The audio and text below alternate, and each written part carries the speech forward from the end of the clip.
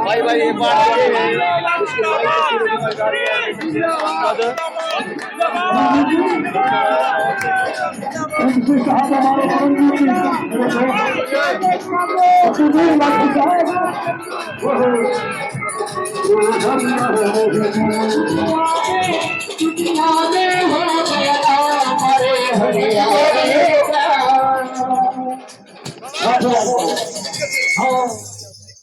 भाई जितेंद्र हुड्डा, भाई जितेंद्र हुड्डा, चौधरी भूपेंद्र सिंह हुड्डा, राहुल गांधी, राहुल गांधी, भाई जितेंद्र हुड्डा। और जिस घड़ी का आपको इंतजार था, आपके प्रिय नेता भाई जितेंद्र हुड्डा जी आपके बीच में पहुंच चुके हैं। सभी साथियों से निवेदन है वो कृपया करके अपना अपना स्थान ग्रहण कर ले। जो साथी पीछे हाल में है वो भी आगे आ जाए। जो भी साथी के साइड में खड़े हैं कुर्सियों पे आ जाए। सभी साथी खेड़ा सौरभ सभी कुर्सियों पे आ जाओ। जो साथी साइडों में खड़े हैं वो सभी कृपया करके अपना स्थान लें, कुर्सियों पे आ जाए। हमारे बीच में हमारे ग्रामीण अध्यक्ष भाई राजेश वैद पहुंचे हैं। हम उनका यहाँ धन्यवाद करते हैं पहुंचने पर। साथियों, लोकसभा का सेशन चल रहा है और एमपी साहब को 4 बजे दिल्ली पहुंचना है। तो मैं सभी जितने भी हमारे कांग्रेस के सीनियर साथी हैं सबसे क्षमा प्रार्थी हूँ। और आदर व मान के योग्य दीपेंद्र हुड्डा जी सांसद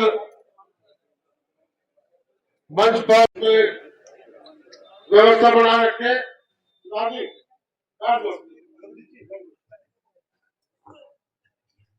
मैं आप सबका धन्यवाद करता हूँ कि आप सुबह चिंता न करो। धन्यवाद। आज जो क्या कुछ कहेंगे? देखिए, आज सबसे पहले हम बहुत बहुत बधाई देते हैं राकेश कंबोज जी को, जिन्होंने अपने सभी जो कार्यकर्ता, जिन्होंने इंद्री हल्के के कार्यकर्ता, जिन्होंने इनके लिए दिन रात मेहनत करी और इंद्री हल्के में आज एक विशाल सभा रख के सबके लिए जो है सबका मान सम्मान किया, सबका धन्यवाद किया और एक हौसला दिखाया। और बड़ा अच्छा जो आपने देखा कि बहुत अच्छा इन्होंने कार्य किया। तो मैं राकेश जी को इस बात पे बधाई देता हूँ और इंद्री हल्के के सभी कार्यकर्ताओं का इस अवसर पे, कांग्रेस के कार्यकर्ताओं का, जिन्होंने चुनाव में अपनी तरफ से कोई कमी कसर नहीं छोड़ी, इन्होंने पूरी मेहनत करी। उनको हम धन्यवाद करते हैं, उनको बधाई देते हैं कि इंद्री के विधानसभा क्षेत्र के कांग्रेस के कार्यकर्ताओं ने बहुत अच्छा चुनाव लड़ा। विधानसभा में कई परेशानियों का सामना भी करना पड़ा हमारे उम्मीदवार को। इनकी हेल्थ थोड़ी ठीक नहीं थी उस समय, तो हमारी इनकी जो बेटी थी अपूर्वा, उन्होंने अपना चुनाव की कमान संभाली कई दिन। उस सब के बावजूद कार्यकर्ताओं ने चुनाव अपने आप इन्होंने लड़ा। तो आज ये सारे कार्यकर्ता बधाई के पात्र हैं और धन्यवाद के पात्र। राज्यसभा में आपको जीत मिली है, वो कौन लोग थे, कौन से ऐसे विधायक थे जिनका नाम? देखिए, हमारे जो है राज्यसभा में 5 हमारे जो ऐसे विधायक निकले जिन्होंने क्रॉस वोट करी है और उनके नाम, उनकी सारी रिपोर्ट ऊपर जा चुकी है। धीरे धीरे उनके सारे सबके एक के नाम आपके सबके सामने आ जाएंगे। बहुत ही भारी साजिश षड्यंत्र रचा गया। सारे अनैतिक हथकंडे अपनाए गए भारतीय जनता पार्टी द्वारा एक गरीब घर से आने वाले हमारे उम्मीदवार करमवीर बौद्ध को हराने के लिए। एक राज्यसभा सीट में बीजेपी का कुछ नहीं है। आज इतनी बड़ी सत्ता है बीजेपी के पास, लेकिन लोकतंत्र का ऐसे गला घोटा जाए, साम दाम दंड भेद का प्रयोग किया जाए। विधायकों के पास कोई विधायक नहीं बचा होगा जिसके पास इस तरह के कॉल नहीं आए होंगे। प्रदेश के और देश के बड़े बड़े नेता भाजपा के कॉल कर रहे हैं, हर तरह का ऑफर दे रहे हैं। खरीद फरोख्त का ये कितनी भारी भाजपा का एक मंडी का रूप दे दिया है लोकतंत्र को। और उसके बाद जो खरीद फरोख्त के काबू नहीं आ रहा उसको धमकियां दे रहे हैं, धमकियां तक कि फला विधायक को अंदर कर दिया था, फला विधायक को अंदर कर दिया था, आपको भी अंदर ठोक देंगे। कोई जिन पे मुकदमे हैं उनको और ज्यादा, तो प्रेशर। और जब ये सब फेल हो गया तो उसके बाद धक्का पूरी तरीके से। जो इनवैलिड वोट जो की गई, पहले परमवीर जी की हमारी इनवैलिड वोट की गई, जी बिल्कुल उनकी वैलिड वोट है। उनका वीडियो पूरा पूरा प्रदेशवासियों को दिखाया जाए। मेरी ये मांग है, परमवीर जी की वोट डालते हुए का वीडियो पूरे प्रदेशवासियों को दिखाया जाए। उनकी पूरी वैलिड वोट है, उनकी वोट इनवैलिड करी। उसके बाद और भी हमारी जो 3 ऐसी वोट कि भाई जो है अपना कहीं कैसे कैसे कैसे ना कैसे करके, जो हमारे चुनाव अधिकारी यहाँ बैठे हुए थे, पंकज अग्रवाल उनका नाम है, मैं उन्हें कहना चाहता हूँ कि चंडीगढ़ के मेयर चुनाव में जो एक मसीह नाम का एक अधिकारी था, जिन्होंने वहां पर पार्षदों की वोट चोरी करने की कोशिश करी, लेकिन इन्होंने यहाँ पे विधायकों तक की वोट चोरी करने की भी कोशिश करी। लेकिन उसके बावजूद जीत सच की हुई, जीत अच्छाई की हुई, जीत कांग्रेस पार्टी की हुई। और इन सारी ताकतों को हराते हुए दिल्ली के अंदर राज्यसभा में जाकर शपथ लेंगे तो हमारे भाई कर्मवीर नांदल कह रहे हैं कि मैं हाईकोर्ट जाऊंगा, जो परमवीर का वोट है वो गलत है, हुड्डा साहब को दिखाया गया। परमवीर का वो तो वोट तो हुड्डा साहब को दिखाना ही था, जो थे भरत बेनीवाल का, वो भी दिखाया ये तो दिखाना जरूरी है ही। वो देखो छीनने की कोशिश की वो ऐसा हुड्डा है, साहब ऐसा है कि भाई आप जो है इस बात को आप खुद समझो कि आज ये बड़े हास्यास्पद बयान दे रहे हैं।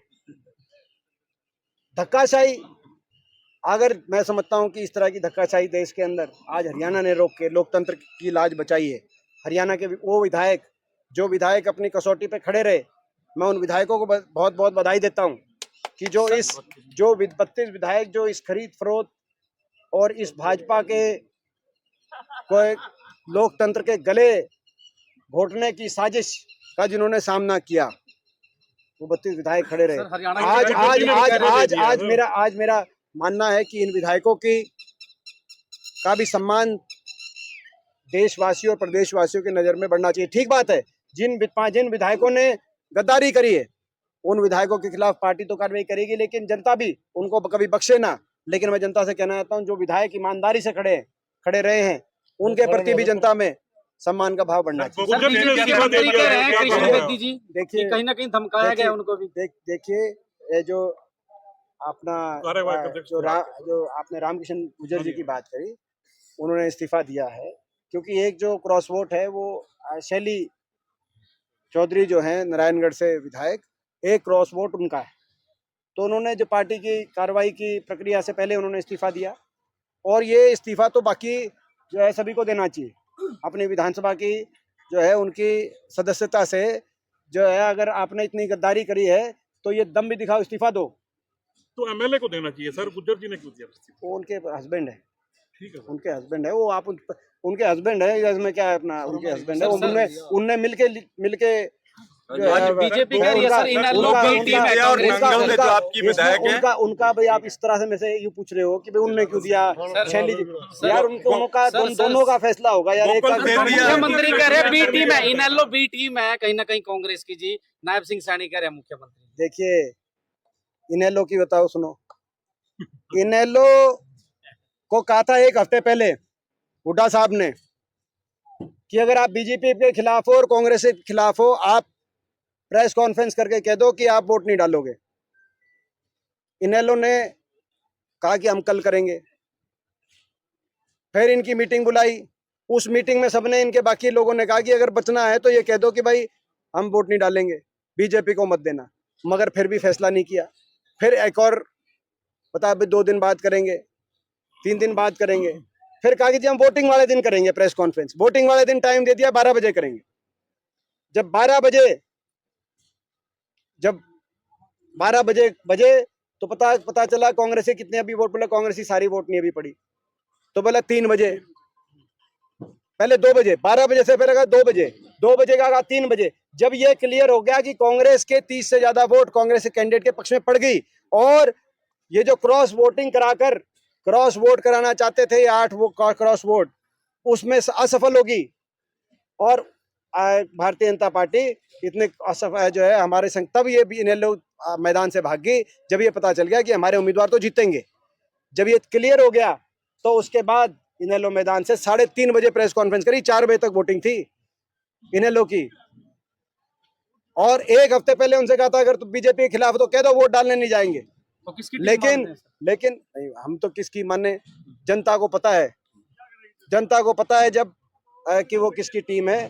टोटल बीजेपी की टीम है इनेलो। लेकिन आज मैं समझता हूँ कि भाजपा ने आज प्रजातंत्र, ये भी एक इसी बात का संकेत है कि हर प्रदेश में इनेलो टाइप के पिट्ठू पार्टियां भी हैं बीजेपी के, जो विपक्ष की वोट में सेंधमारी के लिए जिनको छोड़ा जाता है। तो ये भी आज एक मैं समझता हूँ कि आज जनता के लिए, जागरूकता के लिए ये बात है। एक अंतिम सवाल है सर, कृष्ण बेदी जी कह रहे धमकाया गया है मुझे भी जब मैं वोट डालने गया था बीजेपी के कांग्रेस के विधायकों द्वारा।